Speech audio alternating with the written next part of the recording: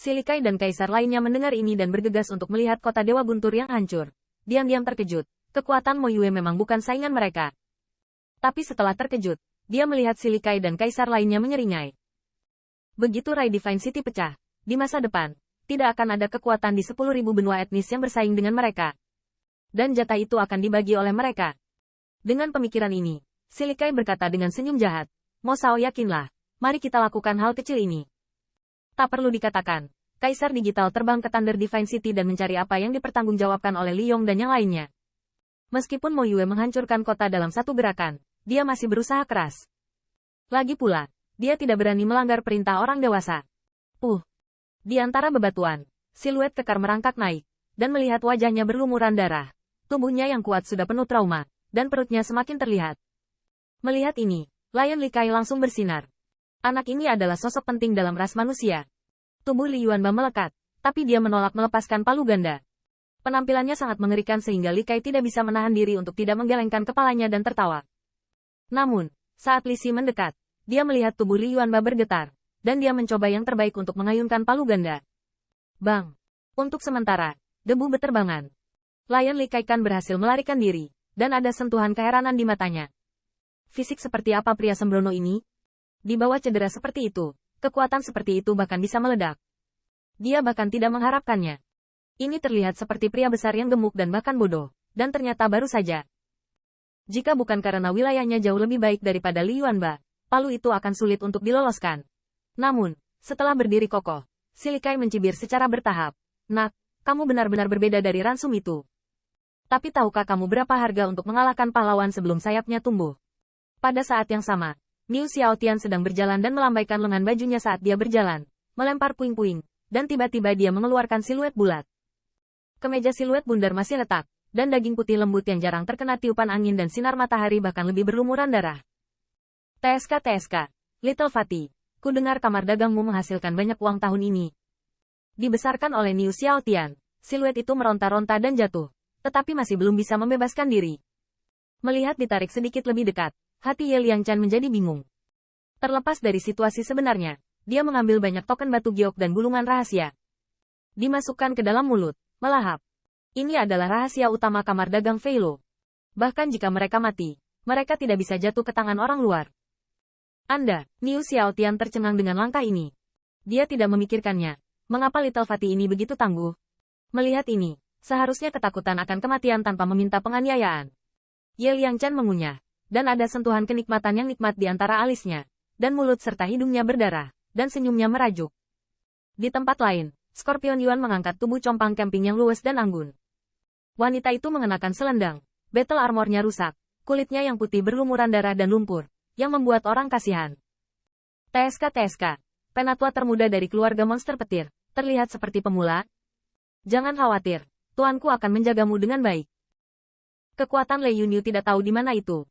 Lengan gioknya hampir patah, dan meskipun terluka, dia membulatkan dan menariknya ke wajah Xie Yuan. Rai Divine City sudah menjadi dunia api penyucian.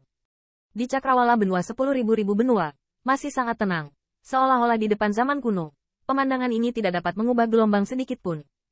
Namun, armada pembangkit tenaga listrik teratas alam surga dapat merobek langit. Ya, banyak siluet bergegas maju, udara bergetar kemanapun mereka lewat, seolah-olah mereka belum pernah mengalami kecepatan yang begitu parah. Kamu, kampung halamanku, tiba. Pemuda berkepala tersenyum, memandangi gunung dan sungai di bawah kakinya yang belum melakukan perjalanan, tetapi mengangkat senyum yang akrab namun ceria.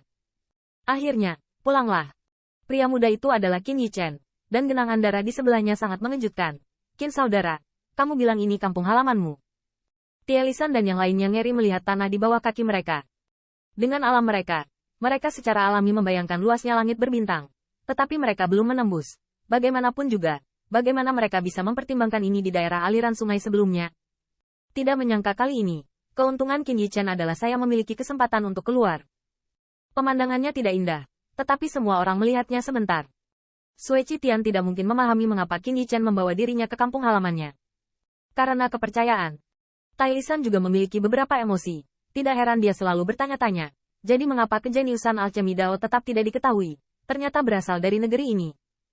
Hanya Yuruntian yang diam-diam mengerutkan kening. Dia bisa merasakan apa yang hilang di antara 10.000 benua keluarga antara langit dan bumi. Dalam keadaan dan kondisi seperti itu, juga memungkinkan untuk mempelajari Kidan yang terkenal di suku Zenji. Saudara Qin benar-benar bukan orang biasa. Qin Yichan mengendus udara dan menutup matanya sedikit. Setelah beberapa saat berkenalan, dia menunjukkan sifat aslinya. Saudaraku, ketika kamu datang ke rumahku, kamu tentu saja akan mendapatkan anggur yang enak dan daging yang enak.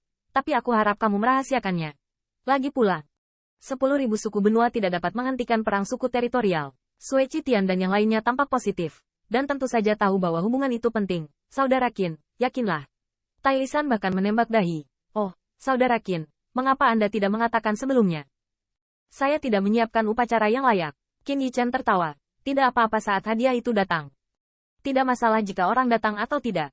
Tai Lisan menyeringai. Tetapi menyadari bahwa itu salah. Tunggu sebentar. Kamu mengatakan sebaliknya. Balik. Qin Yichan bergumam. Berpura-pura memalukan. Oh, itu bocoran. Beberapa orang tertawa sebentar, dan tentu saja tidak lagi terjerat dengan pertanyaan tentang kesopanan. Namun, beberapa orang di Sui Qitian bukanlah orang bodoh. Kali ini, mereka dikirim ke Qin Yichan oleh Zhang Jinrong sendiri. Artinya, Tuan Kota Tuan mungkin tahu apa yang akan dilakukan Qin Yichan. Dan Tuan-Tuan Kota secara langsung patuh kepada Kaisar. Beberapa orang saling memandang dan tidak banyak menyebutkannya. Begitu mereka datang, mereka lega bahwa ini bukan urusan mereka. Namun, Yurun Tian, seorang tukang reparasi pedang, merasa tajam, melihat ke langit di suatu tempat, dan mengerutkan kening. Saudara Qin, saya selalu merasa sedikit salah. Qin Yichan juga memiliki sedikit kerutan di alisnya, dan persepsinya tersebar.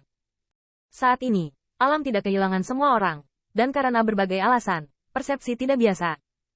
Aku juga merasakan sesuatu yang salah. Qin Yichan samar-samar merasa bahwa di kampung halamannya, dia sepertinya datang oleh tamu tak terduga.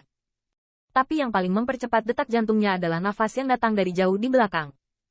Dengan mata menyipit, Qin Yichan terkejut. Saya melihat cahaya merah menyala di langit yang telah fajar. Beberapa orang di Blood Pond juga menyadarinya. Tetapi Qin Yichan di sampingnya sudah menutup matanya.